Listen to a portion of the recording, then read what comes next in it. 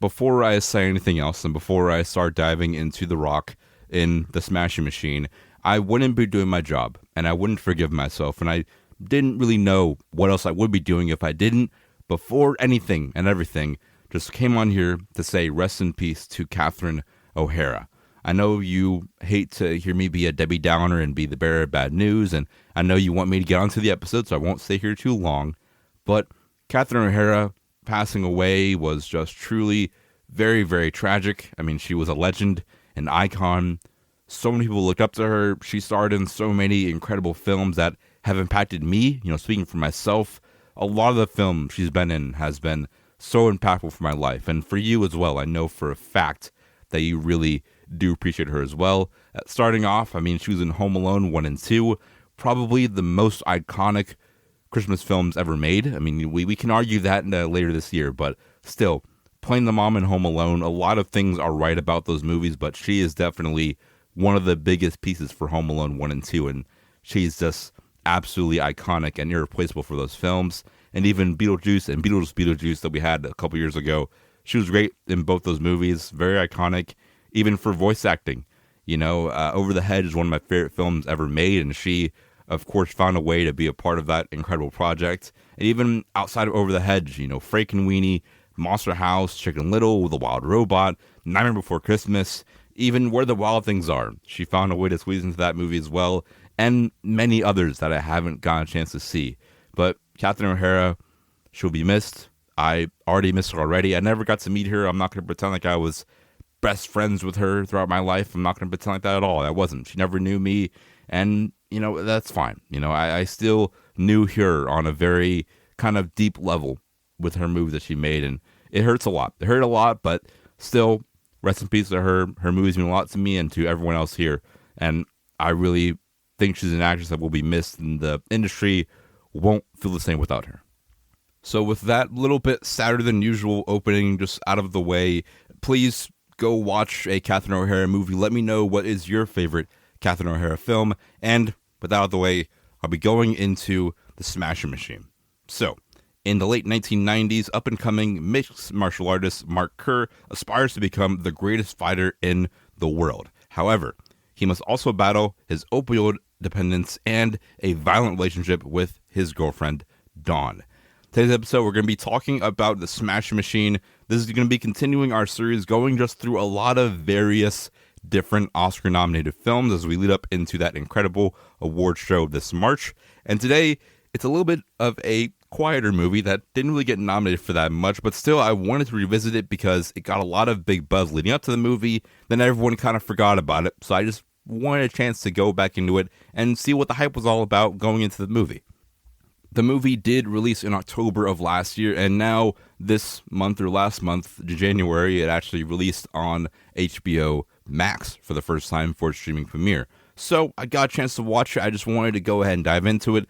This is not my first rodeo with The Rock, and Dwayne Johnson, he is in the lead here for this movie, and The Rock at least was, and I think still is, was at an interesting point in his career. I want to just highlight here because that's really just going into the context of the movie. The last time I saw a movie with The Rock in theaters, I was a young lad in 2022. I took a girl to go see Black Adam in theaters. And, The Rock in Black Adam and that whole era of DC and The Rock trying to take over DC and all this whatnot, that might have been the lowest point in his career. It might have been the rock bottom, or Dwayne The Rock Johnson's rock bottom, whatever. That joke is written in the notes. It was funnier in my head, but it's not now. But The Rock, me seeing him on the big screen with a girl and, maybe looking back on it now, she may have left me because I took her to go see Black Adam. That is very possible. If I was a girl in her shoes and a guy took me to go see Black Adam, I would probably leave that guy too. So yeah, regardless, The Rock at his rock bottom potentially may have correlated to me losing a girl. That's possible. And maybe it has something to do with me too, but we'll talk about that another day. But still, The Rock was really, I think, at his rock bottom. The lowest point of his career was Black Adam. I really think it was. And we've still had The Rock being The Rock, putting out movies like Red One, Red Notice, and Moana 2 and Moana live action, he's still following the trend of these very low quality, big blockbuster movies making a crap ton of money. But still, I noticed it, and his fans noticed it. I think he noticed it too, that something had to change. There had to be some kind of shift here with this next project he does. He needed a big movie, a big moment to really almost, I think, maybe shift his steps and shift his direction to a better path here, which kind of led to The Smashing Machine. And this movie has been in production and in early talks for a very long time. I was watching an interview with Mark Kerr talking about how him and The Rock were talking about this movie since 2019. That's how long he's been invested for the role and very into and prepared to really take on this kind of performance, which I really do appreciate. And also, for even more important context, the Safdie brother, not the brothers, only one of the brothers here is directing this movie, Benny Safdie, who acted in a lot of movies and also is going to be continuing to be a great actor in a lot of great movies like The Odyssey. Benny Safdie broke off from his brother, Josh Safdie, and they both did their own A24 films. One person did Marty Supreme, that was Josh Safdie, and this one, Benny Safdie, ended up doing The Smashing Machine. So I did like this movie. I did think it's a little bit interesting, but it's going into details, and I'll talk about it in a second. But directing the film is Benny Safdie, written by Benny Safdie. Cinematography here is Maceo Bishop, and composing the film is also Nala Sinifro. It's a very interesting team. I mean, looking at The Smash Machine and Marty Supreme as well, it seems like in terms of the crew for these movies, there's little to no overlap. I mean, the only overlap I saw for these two different Safdie brother films was only like the casting director. I think that was like the only one and maybe one other person. But in terms of composing, producing, it's all very different people. So it's, I think clearly, it takes a lot of people to make a movie, but it's definitely each brother having their own different vision on what they want to do in a movie.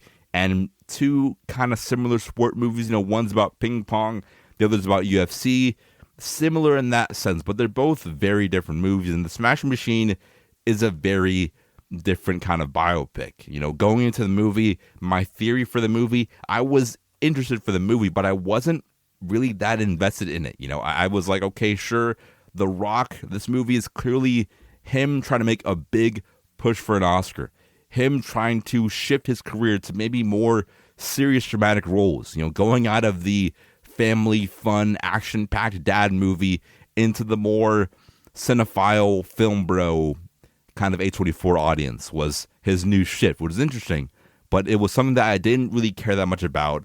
And I heard the movie came out and the reviews for the film were bad. They weren't that good. And then also the film didn't make that much money at all. It was a very massive flop at the box office. So for me, at that point, didn't really care. But I watched the film, and after watching it, I was definitely, I'd say, conflicted. For me, the best way to describe how I feel with the movie, and is it good or bad, Logan, I'm conflicted. I'm very conflicted. It's good, and it's also bad. I don't love it. I don't hate it. It's just kind of okay for me, and I feel just very conflicted with this movie. I try to pinpoint why I didn't like it. On paper, this film should work. This role, this kind of role was made for The Rock, was made for Dwayne Johnson. Thinking about what this movie is, it's about a UFC fighter who's trying to be the best he can be, trying to be the best in the world, a very deep, emotional kind of movie, and I feel like The Rock was just so perfect for this role, yet still the movie felt off to me. It didn't feel kind of complete in some ways. It is a complete finished movie, but still I felt something might have been missing. Maybe it was that other half of the Safdie brother duo that maybe could have made this movie better. I'm not trying to trash on Benny Safdie. He's a great actor and also a very talented person when it comes to making movies, but something about this movie just felt incomplete. It didn't feel finished. It felt kind of like almost half of what it really could have been, which is, I hate to trash on him. I hate to trash on Benny Safdie and Dwayne Johnson, but the movie still didn't really hit for me. I did enjoy it. I understand the Oscar nominations going into those. It didn't get a lot of them. Only got one nomination that one nomination was only for makeup and hairstyling. I think there's some snubs here for this movie as well, like Best Actor, The Rock maybe could have snubbed in there. Maybe. For supporting actress, Emily Blunt is Emily Blunt. She could have maybe snuck in for a nomination, but still the movie didn't feel complete to me. It didn't really live up to what I really wanted it to be. And especially looking at A24's history when it comes to making these type of fighter movies, we had that incredible movie, The Iron Claw, came out a couple years ago at this point. The Iron Claw is incredible. Dang near a perfect movie. I thought that there's no way that they can't nail this kind of movie. But for me, it didn't really nail. It didn't really hit. I didn't really enjoy it. I have some pros and cons I'll go into, but just for me, the movie didn't live up to what it really could have been. And going into my pros for the movie, at least just me thinking to myself, maybe this is the reason why this movie for me was so forgettable. It was so, it didn't really hit for me. After a couple of days, I already forgot about it at some point. But looking at the pros, what did I like about the movie? I'm not trying to be a negative Nancy the entire episode, but what I liked about the movie is the themes and how the themes, looking at the context for the movie, this movie is about almost like redefining success and defining what success means, what it means to be the greatest in the world. Being the greatest may not be all about winning, So I do like that this movie, looking at who's involved with it, The Rock is involved with it, Josh Safdie is involved with it, and almost I see that redefining success really does tie into both of these two guys here with this movie. Dwayne Johnson, he has on paper had success with all these big Jumanji movies and Black Adam and Red Notice, Moana live action, you name it. He's done that very just boring and bland dad movie, and he's probably gotten paid like $100 million for those kind of movies. And on paper, sure, he's successful. I know that there's some statistic where he's like top 5 when it comes to most successful in terms of like most gain for box office kind of movie actor. He's up there when it comes to most successful actor, but still, it's almost like even when he's had these big kind of movies, he's still just at a very low point in his career. So he's successful money-wise, but still he had to find a way to redefine success, redefine what it means to be this kind of actor. And this movie definitely did it for him. And even when it comes to Benny Safdie, he did define success when he was working with his brother, when it came to Uncut Gems, when it came to Good Time. He was collaborating with his brother, definitely found some big success. They made a couple of incredible films, and there's some others that they made too that were really good. But he definitely, on paper, was successful with his brother. That maybe he wanted to do more of acting. He wanted to direct his own thing on his own. So he also had to almost redefine what success meant for him. On paper he was successful, but he had to kind of reroute that in a new direction.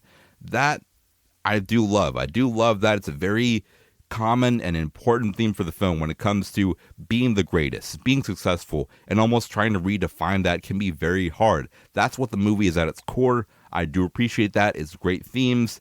Also, the movie is very personal. It's very quiet. It's not a very big fighter movie. If you're going to this movie wanting a UFC movie, you're not going to get that. I'm not a UFC guy. I'm not a fighter. I go to the gym a few times a week. The muscles I have, just for show. I'm not a fighter by any means. I never claimed to be a fighter. But this movie, it's not a very big UFC movie. It's not a very big action fighter movie. Even though the poster for the movie and all the behind-the-scenes stuff and all the promo photos, it's all about The Rock being in the ring. Yet we don't get that much here with this movie. It definitely, if you're looking for a Creed kind of movie, or Rocky, or if you're looking for a Raging Bull from Scorsese, you're not going to get that kind of movie here. It's okay. It's fine. This is not what the movie is. It didn't really feel like it for me. I didn't feel like it was that kind of fighter action movie. It felt distant, kind of felt branched off from that. And just going into the cons, one of the cons for me is that it's not really much of a UFC movie. And I know it was a pro, but a con as well is that I would have liked that. I would have wanted that kind of movie, but we didn't get it here. I think this movie it didn't really hit for me. And maybe I'm the problem. Maybe I'm the issue. Maybe I'm the common denominator reason why the movie didn't work. Okay, sure. But I think that just after watching it and kind of my retrospective is that the movie didn't do a good job at being a biopic. It didn't do a good job at really making a memorable film for me. I forgot the movie pretty quickly. It's a pretty forgettable film, unfortunately, and it doesn't really deserve to be. It almost feels like, and I think I saw someone say this somewhere on YouTube or Twitter, I don't know, whatever. I almost feel like this movie, it's not trying to be a Mark Kerr biopic. It doesn't feel like that. It maybe just feels like it's a movie about The Rock trying to show the world he can act. And it doesn't really feel like it's about Mark Kerr. It feels like it's more of a The Rock trying to win an Oscar movie. Not like it's Oscar bait, almost like it's a Rock story, not a Mark Kerr story. That's kind of how I feel. Maybe that's the reason why the movie isn't good for me. Maybe I'll rewatch it later on and I'll see this is it. I was wrong the entire time. I hope so, but it didn't really do anything for me. It was very boring for me. It was very bland. It doesn't do a good job at being a UFC movie either. And I do, if I watch it to the end, I see the overarching message and everything. I understand why that's the case. This movie, it is a UFC movie. This is definitely kind of like that early, very early UFC era. So you're not going to see Conor McGregor. You're not going to see Paddy Pimblett or even Ilya.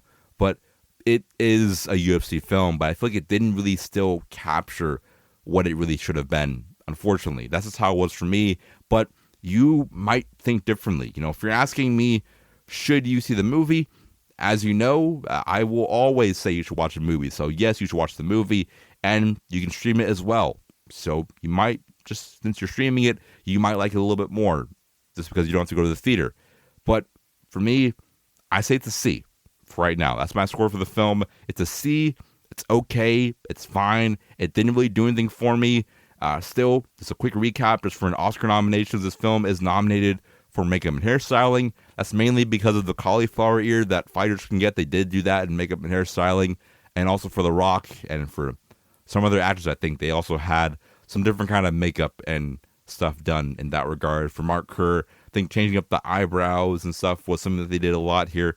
So I do appreciate that. And for snubs, like I said, The Rock maybe should have gotten a nomination. He definitely got snuck in there. It's a very competitive year.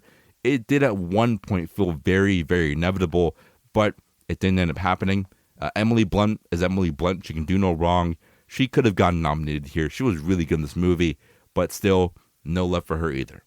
So, also before I go, revisiting my question from before and just revisiting this overarching theme here.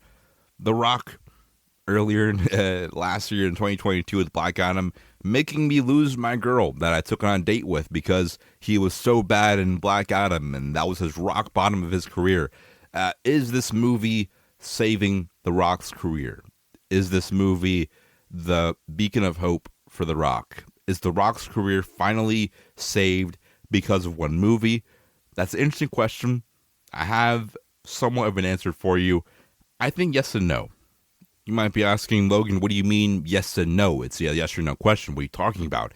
And I think that if you're asking, is this movie really redefining, reshaping, and reigniting The Rock's career, making him a serious actor because he got nominated for an Oscar? Well, obviously it didn't happen. He's not like even nominated for an Oscar. Even if he was nominated for an Oscar, this movie is not like a big, huge Marty Supreme and Best Picture level run kind of film like that, and with the great acting nominations and writing nominations. The movie didn't do that. The movie also didn't make a lot of money at the box office. So in that regard, I'd say no, this movie did not do really good in that regard. But I think that if we're asking ourselves here, is The Rock showing the world he is a serious actor?